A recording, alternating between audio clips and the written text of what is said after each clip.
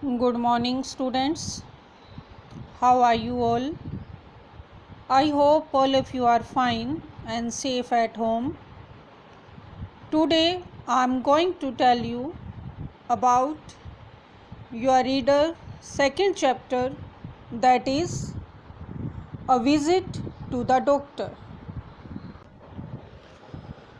Yes, students, a visit to the doctor is a memorable extract from Roald Dahl autobiography.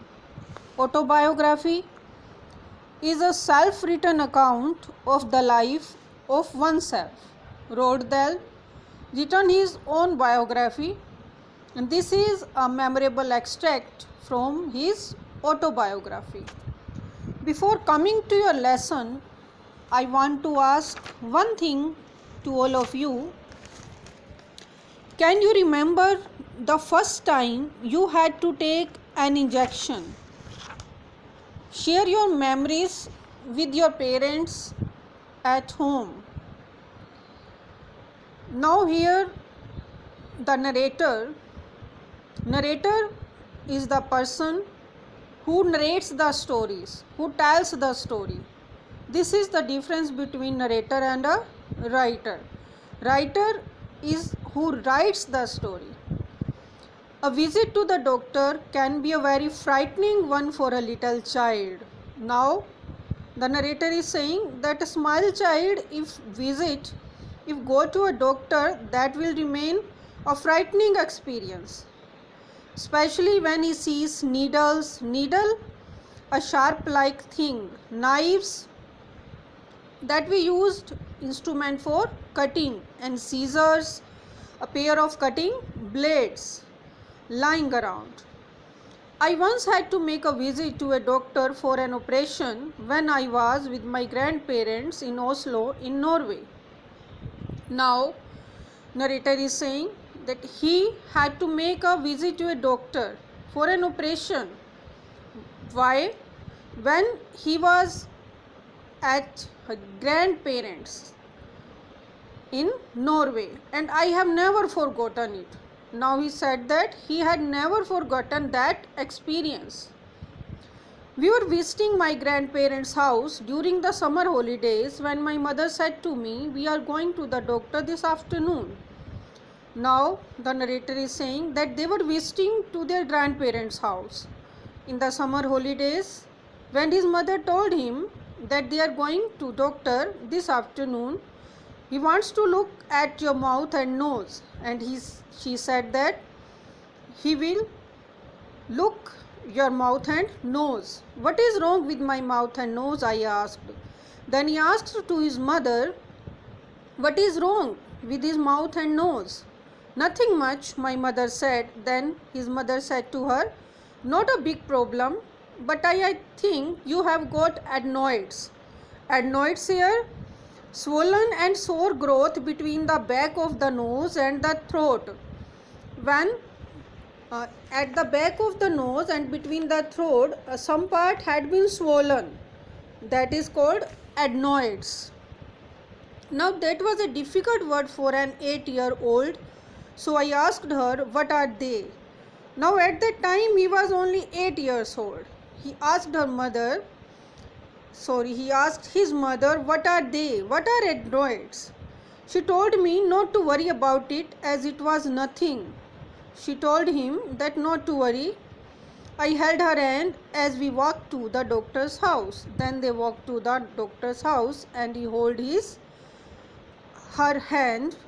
When we got there, I was lifted up into a kind of dentist chair in the treatment room.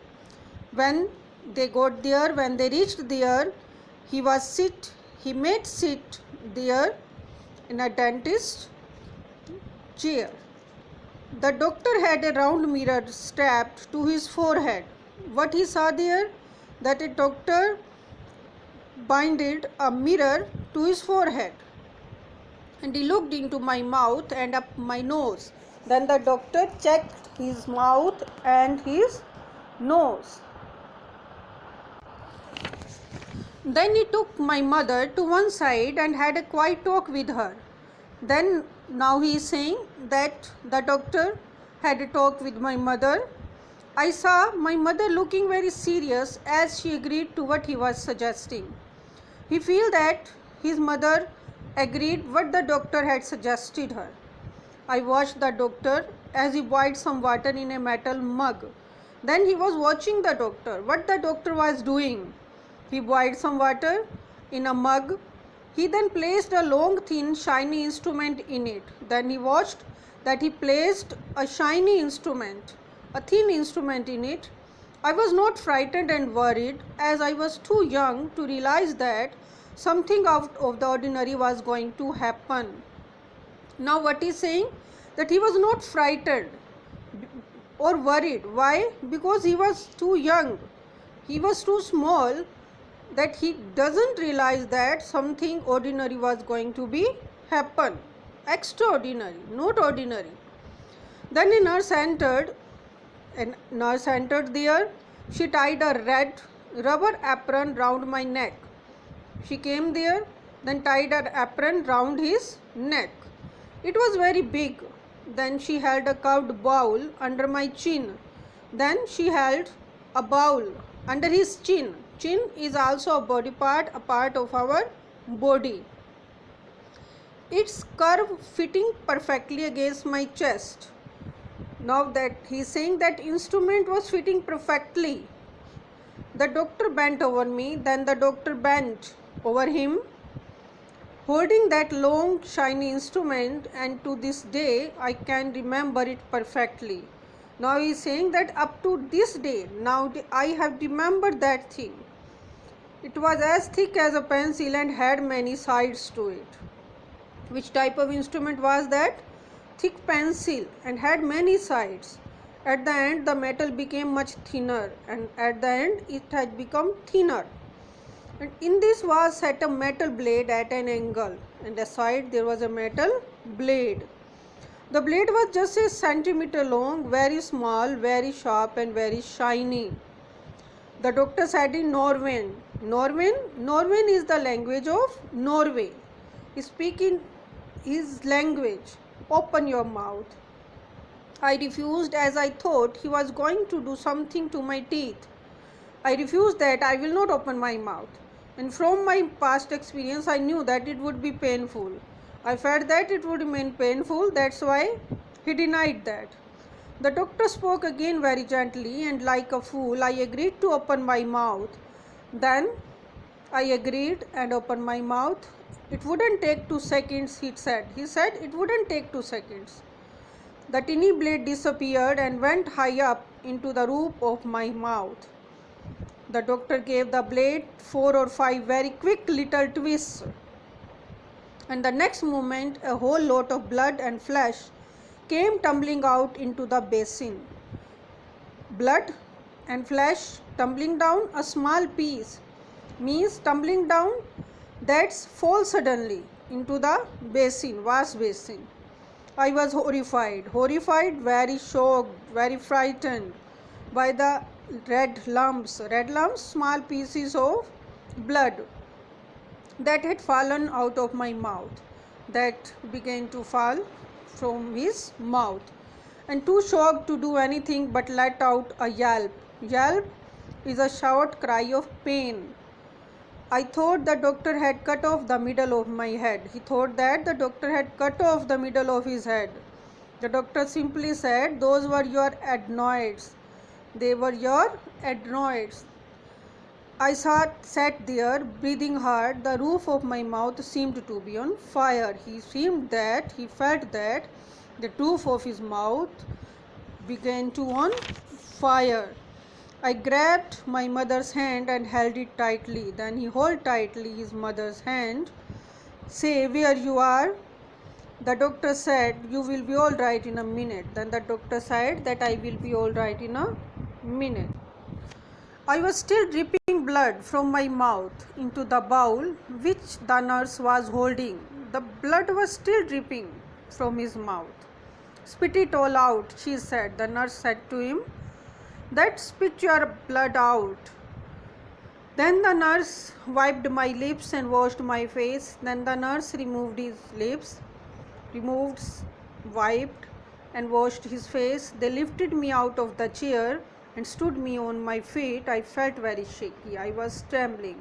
My mother took my hand and we walked the full half hour it took to reach home. My trolley car or taxi for me. Sorry, no trolley car. Means trolley car, a two-wheeled or a four-wheeled cart or vehicle was not there. My grandmother said, let him sit in that chair and rest for a while. After all, he has had an operation.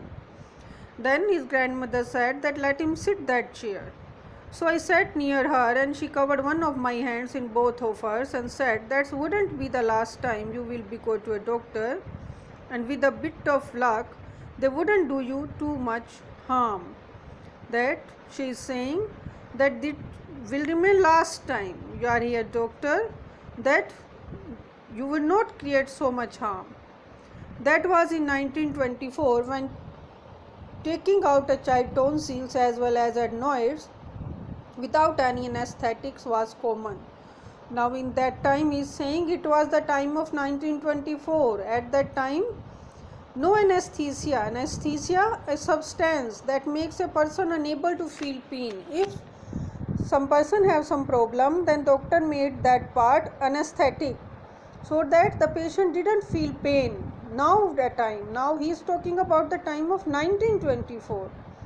And tonsils, the two small masses of tissue at the sides of the throat near the back of the tongue. Back of the tongue there will remain some masses of that tissues that create problem for talking, that gives us pain.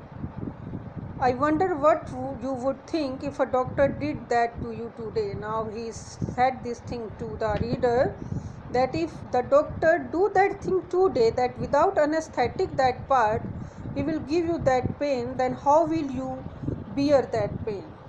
Now all of you watch this video carefully and then we would discuss your exercise, these true or false, and summary of this lesson in your discussion period. Thank you and have a nice day.